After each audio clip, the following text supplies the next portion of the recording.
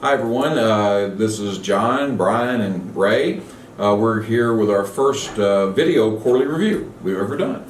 Absolutely. We want to welcome to our first quarterly review, and hopefully you enjoyed the topic, and we look forward to hearing some feedback from you.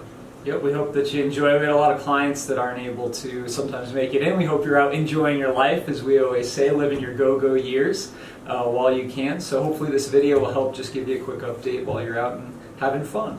So the main subject we want to talk about, because we kind of talked about, okay, what are we going to talk about today, is everybody's always asking us right now, since the election, what's going on with this stock market? I think that's the number one question you get. Yeah, absolutely. Absolutely. And I think most of the questions you guys are asking too, because we look at the stock market, we look at the news, we keep hearing stock market just keep hitting all-time highs, whether it's the Dow, the NASDAQ, or S&P.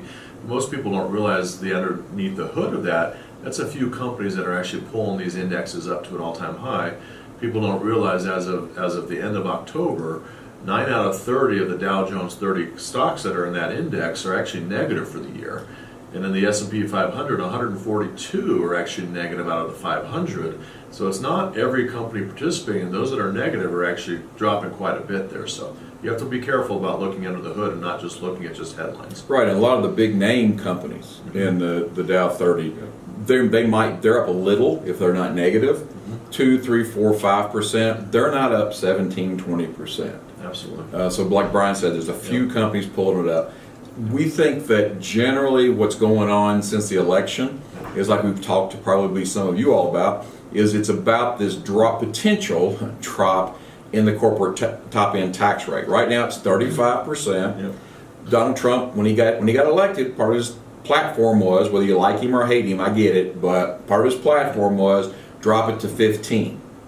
And so if you take 20% of all those taxes of all those corporations and businesses and you dump it to their bottom line, guess what you have?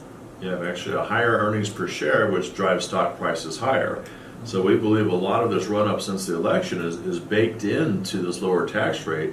And if for whatever reason Congress can't get something done, which seems to be that way for the last 15, 20 years these days, but the reality of it doesn't come through, we can expect at least immediate pullback coming off this news here. Absolutely. And a big part that we want to discuss with everyone is you're not 100% equities. We don't want you to be anywhere near there in retirement. Absolutely. So a big portion of people's portfolio is bonds. Outside of our portfolio, there's little to no defense. Bonds have a high risk today because of interest rates being low. In addition, the Fed also announced that they're going to be buying back about $2 trillion or unloading about $2 trillion worth of assets that they purchased during the quantitative easing from the 2009 recession. Now, what we're hearing in a basic sense is that could gradually raise interest rates over time. Remember, as rates go up, bond values go down. So again, we just reiterate that there's a large risk in bonds today. And if you hold any individual bonds, because we don't do individual bonds in the part of your portfolio that we have, then be careful. That's the big thing, because as the rates do start going up, those values are going to go down. And it's probably going to last for a long time, probably longer than most of us, at least me, are going to be alive. Because the bond cycle is running great big long cycles, 25, 35-year cycles. And if you own direct bonds and things are falling apart, the yields are actually going up, the interest rates going up, the value's dropping. That means when you go to sell the bond to go on that trip or do something for the grandkids, you're getting less for it. Absolutely. And it's important to know that the bond portion of your portfolios are not in individual bonds. So we actually use tactical bond managers, as you're aware, that are, if you're looking at not only the stocks but also the equity portion as well as the bond portion, they're looking at things daily. So they're making their trading decisions, and for the most part, they're actually performing just like we've asked them to do. So we're very proud of what they're doing. Exactly. I had a great question from a client as well, which is how quickly do we actually move to a defensive position? Most of our managers can do it within really seconds to minutes, just open trades. For those holding some of our mutual funds, they have to close out by the end of the day. So really within 24 hours, if necessary, the portfolios can be the equivalent of 100% cash or risk off of the market, which is where the primary tools we use to reduce risk of an upcoming market correction. Right, and all this is a lot of fancy words and talk. Basically, we just want you to know you're not going to be subject to a lot of this up and down stuff that's going on in the markets. Absolutely. We always say we're going to bend, but we're never going to break. So you're not going to see those major falls that happen every 7 to 8 years like clockwork. And this is being recorded in October of 2017. It's been 10 years since the start of the last major fall.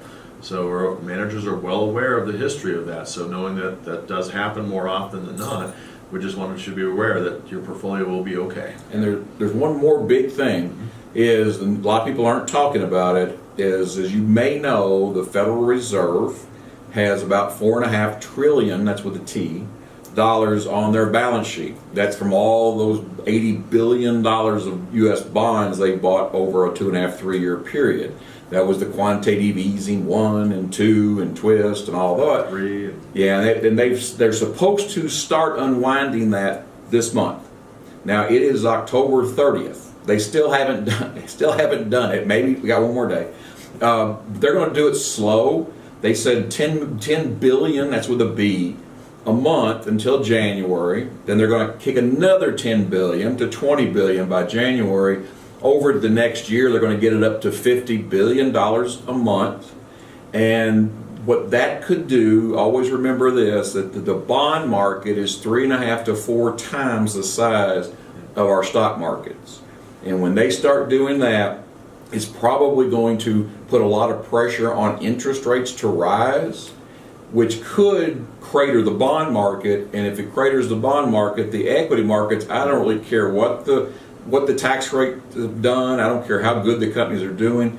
If they crater their debt, remember all those companies have debt, corporate debt, and if the Fed craters the bond market, the equity market's going to go down that hole too. Yeah, and with rising interest rates like that, what John's talking about, the big impact of that is that the dollar typically will get stronger with rising interest rates, which means all the debt that's out there will actually be more expensive to repay. So that's going to put some headwinds into the economy, and that's where it can migrate over into the stock market. So you have to be just very careful with that. The managers are watching this thing. They've been giving us some headwinds. So we're looking at everything very closely, which we think your portfolios are well positioned. Absolutely. And the last thing, if you have any questions, of course, feel free to call or email any of the advisors here. And we thank you for watching. Yep. Thank you so much. We'll see you next quarter. Absolutely.